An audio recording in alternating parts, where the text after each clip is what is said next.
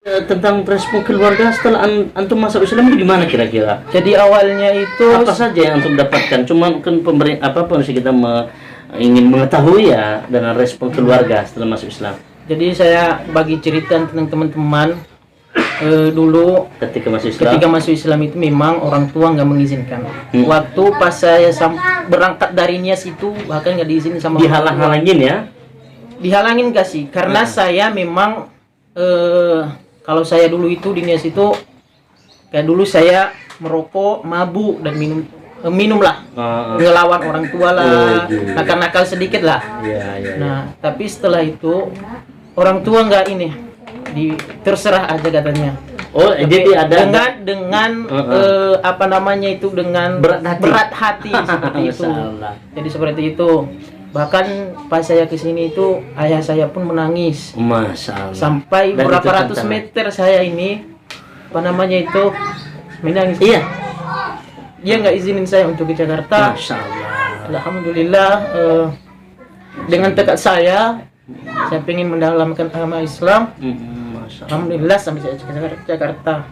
Iya, Allah. Saya mendoakan keluarga saya mudah-mudahan. Amin, amin ya Rabb. Aminkan saudara-saudaraku sampai meneteskan air matanya saudara Azam menghendaki keluarganya mendapatkan hidayah. Barakallahu fiik Akh Azam ya, sudah menjelaskan kepada keluarga kita. Dan saya pernah mendengar dulu dari beberapa teman-teman sekamar antum ya, bahkan sampai diajak-ajak kembali oleh kakak ya.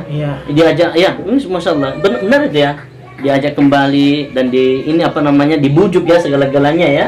Dan itu adalah saudara firman Allah Subhanahu wa taala. Itulah hiruk pikuk ya,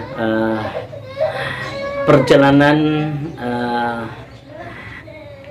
keimanan seorang yang mendapatkan nilai pada Islam. Ada yang mulus, ada yang memiliki rintangan, berliku-liku. Nah, dengan demikian, dan itu adalah ujian. Karena memang Allah Subhanahu wa taala menyatakan bahwa ya dalam Al-Qur'an itu jelas dalam masuk ayat apa itu surat Al-Mulk ya, liyabluwakum ayyukum ahsanu amala. Dan ternyata saya sendiri itu mendapatkan hal itu. Ketika saya mendapatkan ayat tersebut, ternyata ini kehidupan dijadikan Allah Subhanahu wa taala adalah liyabluwakum ayyukum ahsanu amala. Untuk dijadikan kepada kita diuji, dites. Siapa di antara kita yang memiliki jiwa yang tekad untuk berjuang dalam keimanan ini, siapa yang terbaik di antara kita. Nah, Azam itu mendapatkan. Barakallahu fiik Azam. Sudah ini saya dengar keluarga antum setelah antum masuk Islam, berapa orang yang sudah di apa ini, yang sudah mendapatkan hidayah ya. Ada paman ya. Siapa aja? Coba sebutkan. Jadi setelah saya pertama itu pulang setelah 3 tahun di Jakarta, saya pulang ke Nias.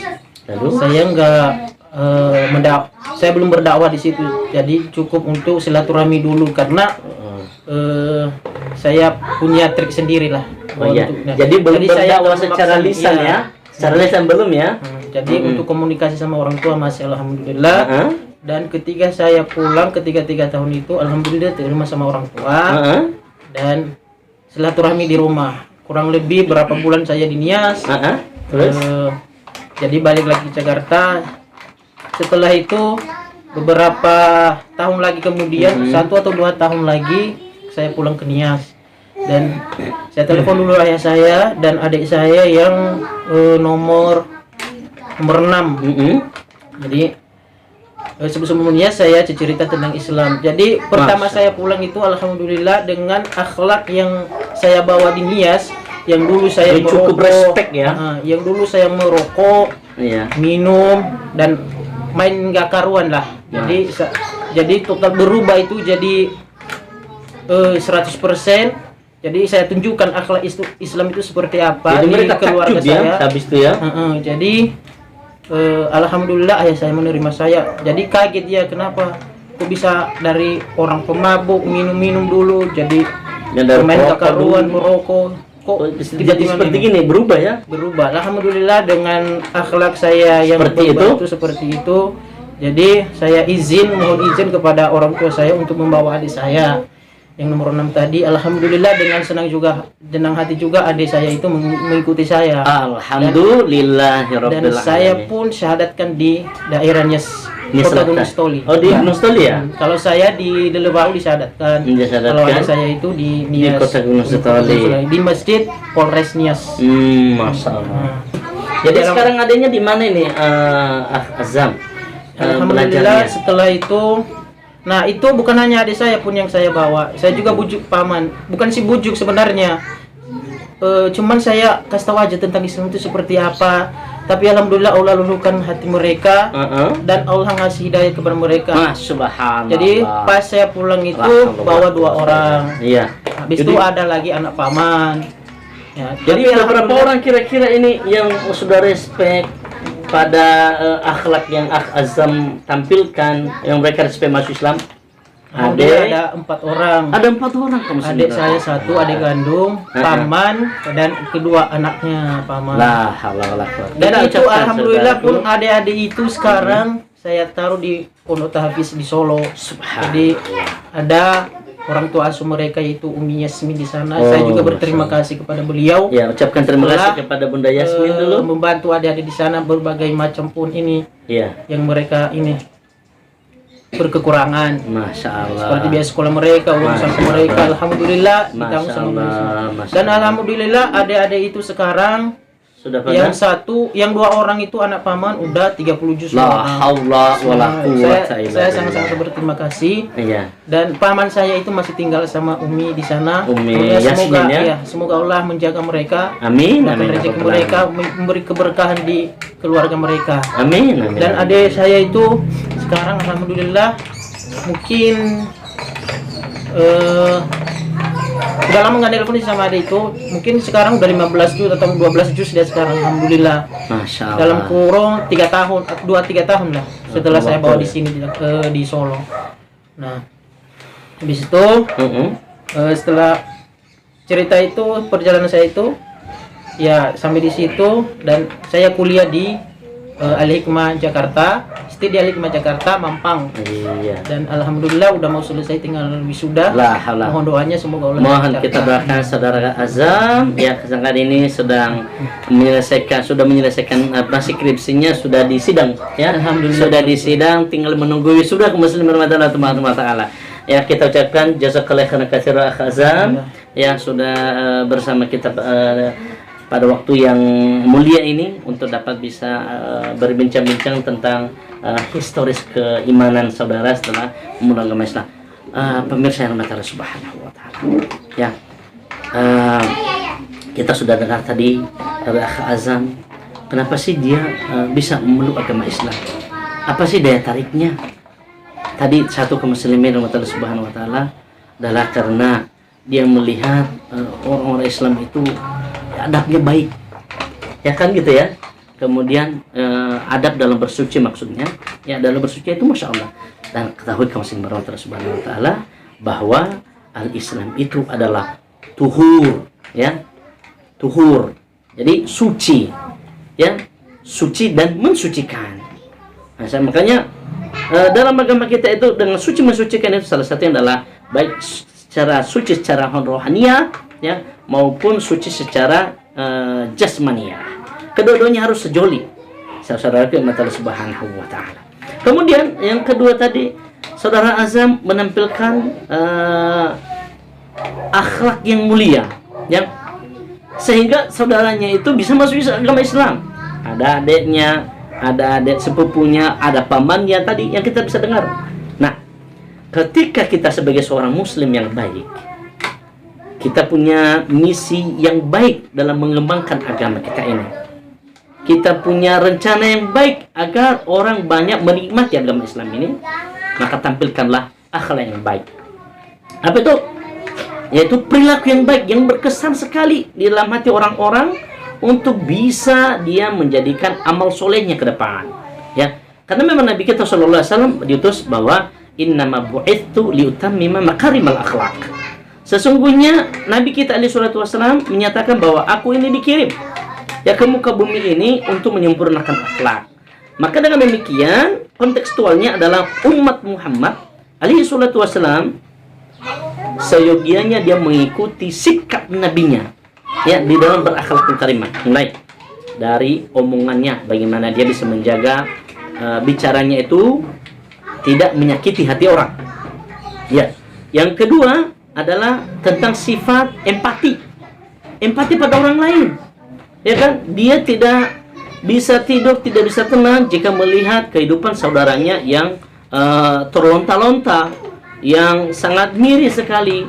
Dia tidak senang kalau seandainya saudaranya itu ideologinya sangat naudzubillah.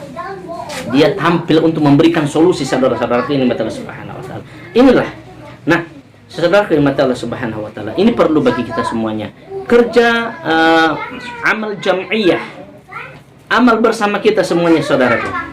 Begitu juga dulu ketika saya mendapatkan hidayah dalam agama Islam ini, maka saya lakukan hal tersebut semaksimal mungkin, semampu saya, untuk bisa menjadi, ya, khairun nas anfa'uhum linnas. Sebaik manusia adalah orang yang bermanfaat bagi manusia lainnya. Ini dihendaki dalam agama kita. Ya, ini dihendaki dalam agama kita. Mari kita sama-sama untuk menjadi bagian daripada pendakwah agama kita. Bukan hanya sekedar kita mengenal agama kita sendiri, tidak. Yang ketiga, pesan yang ketiga dari saya, saudaraku, dengan seperti azan tadi, bagaimana dia harus mendapatkan hidayah. Jadi ini sebenarnya adalah hidayatul irsyadiyah, yaitu hidayah pencarian. Apa itu hidayah pencarian? Itu ketika Azam tadi melihat kesucian orang agama Islam itu, nah perlu bagi kita itu. Kemudian tentang ketuhanan tadi, ini perlu bagi kita. Ada kadang orang mengatakan, ngapain repot-repot untuk mencari Tuhan, mencari hakikat Tuhan? Seperti itu hakikat Tuhan, saudaraku, ya, bahwa Allahu Jalla wa Ala, ya. Ini saya berikan nasihat pada pribadi saya sendiri, pada saudaraku yang dulu seiman denganku waktu masih non agama Islam, maupun kepada saudara yang masih ragu pada Islam, ya, bahwa ketahui penting bagi kita untuk mengetahui tentang hakikat Tuhan, ya, hakikat Tuhan, sehingga semakin kuat, semakin yakin, semakin percaya kita di dalam beribadah kepada Allah Subhanahu wa taala. Nah, ini yang terpenting bagi kita. Maka dengan demikian, kenapa? Karena Allah Subhanahu wa taala memberikan akal, ya. Memberikan akal, memberikan penglihatan, memberikan hati untuk kita bisa dapat berpikir, untuk bisa dapat melihat, untuk dapat bisa mencerna. Maka ini yang terbaik, ya, ketika didapatkan oleh orang-orang yang mendapatkan hidayah pada agama Islam. Semoga kita dan saudaraku yang hadir di sini bersama PMI Denias, ya, senantiasa diberikan hidayah oleh Allah Subhanahu wa taala, diberikan bimbingan oleh Allah Subhanahu wa taala, dan diberikan petunjuk untuk kita senantiasa mendukung gerakan dakwah kita ini. Yuk, sama-sama bersama dengan PMI Denias. Insyaallah ini bermanfaat buat kita semuanya, baik untuk masyarakat muslim Nias pada khususnya, maupun di sekitar Nias pada umumnya.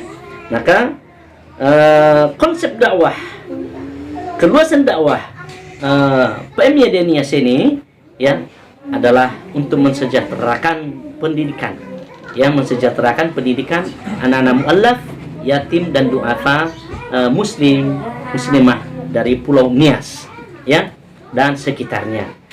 Mari sama-sama doakan dan dukung PMI Denias. Semua kita bersama-sama diangkat derajatnya oleh Allah Subhanahu wa taala kelak di jalan akhirat. Terima kasih banyak Akh Azam sudah berkesempatan bersama kita.